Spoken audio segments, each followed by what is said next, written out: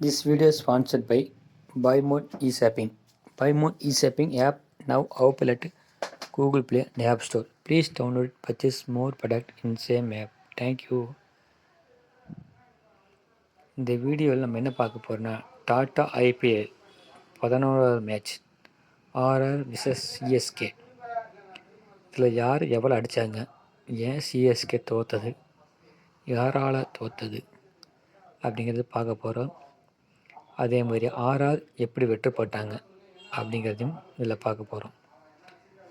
RR பேட்டிங்கில் சொதப்பினாலும் ஒரே ஒருத்தர் விளையாண்டார், நிதிஷ் ராணா அவர் தான் விளையாண்டார். இது சென்னை டீமோட ஸ்கோர் கார்டு, யார் எவ்வளோ அடிச்சிருக்காங்க அப்படிங்கிறத காமிச்சிருக்கேன். சரிங்களா, யாருக்கு எவ்வளோ விக்கெட் ஆர்ஆர் தரப்பில் அப்படிங்கிறதையும் காமிச்சிருக்கேன். ஒரே ஒரு 6னால் நம்ம தோற்றுருக்கோம். ஃபஸ்ட்டு 6 ஓவருக்கு நம்ம 40 ரன் தான் இருந்தோம். அதுதான் நம்மளை தோற்க வைக்கிறதுக்கு மிக மிக காரணம். எல்லா எக்ஸ்பர்ட்டும் அதான் சொல்லிகிட்ருக்காங்க. கண்டிப்பாக மாற்றணும், துராஜ் கயக்கோட் ஓப்பனிங் இறங்கணும், டர்ன் பேட்ஸ்மேனை மாற்றணும் அப்படின்னு எல்லோரும் சொல்லிகிட்ருக்காங்க. என்ன பண்ண போகிறாங்க அடுத்த மேட்ச்சில் அப்படிங்கிறத பார்க்குறோம். இதில் ஒரு 6 ஃபஸ்ட்டு ஒரு ஓவர் மெயின்டைன் ஓவராக நடந்தது. இது ராஜஸ்தான் ராயல்ஸ் யார் யார் எவ்வளோ அடிச்சிருக்காங்க, நிதிஷ் ராணா மட்டும்தான் அடிச்சிருக்காரு அந்த டீமில். அவர் அடித்த ஸ்கோரை யாரும் சென்னை டீமில் அடிக்க முடியல. அங்கங்கே விளையாண்டாலும் ஸ்டாண்டாக நின்று விளையாடுற பிளேயர் யாரும் நம்மக்கிட்ட விளையாடல.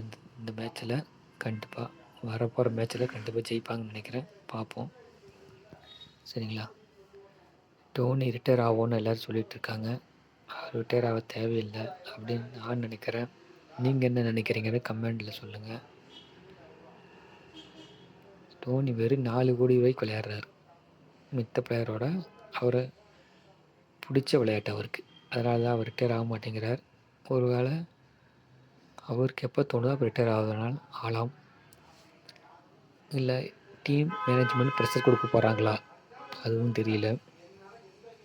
எல்லா மீடியாவும் சொல்லிகிட்டு இருக்காங்க இப்போது டோனினால தான் ஃபினிஷ் பண்ணி கொடுத்துருக்கோன்னு. கடைசி ஓவரில் 20 ரன் தான் தேவை, கண்டிப்பாக அவர் 2 தான் அடிச்சிருக்கலாம் அப்படின்னு.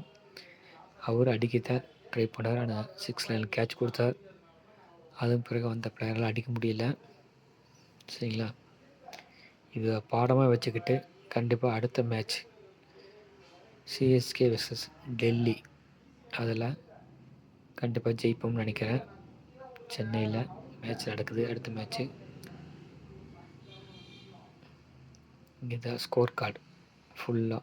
2 டீம் யார் யார் வச்சுருக்காங்க, யார் பிளேயராக விளையாண்டுருக்காங்க, இன்னும் யார் டீமுக்குள்ளே வரல, யார் ஹெட் கோச், எல்லாமே இந்த ஃபுல் டீட்டில் கொடுத்துருக்கேன். பேட்டிங் கோச் யார், பவுலிங் கோச் யார், ஹெட் கோச் யார் 2 டீமுக்கு அப்படின்னு எல்லா டீட்டெயில்ஸும் அதில் கொடுத்துருக்கேன். அடுத்த மேட்ச் கண்டிப்பாக ஜெயிச்சு பாயிண்ட்ஸ் டேபிளில் கண்டிப்பாக மேலே வரணும். இப்போ நம்ம 7வது இடத்துல இருக்கோம். 11th மேட்ச் முடியும் போது 7வது பிளேஸில் இருக்கோம். ஃபஸ்ட்டு 4 இடத்துல கண்டிப்பாக வரணும். அதுக்கு கொஞ்சம் டீமு ஆல்ட்ரு பண்ண வேண்டியிருக்கும். மைண்ட் வைஸும் சரி, டீம் வைஸும் சரி கண்டிப்பாக பண்ணுவாங்கன்னு நினைக்கிறேன். அதான் அடுத்த வீடியோவில் பார்ப்போம். சரியா, தேங்க்யூ.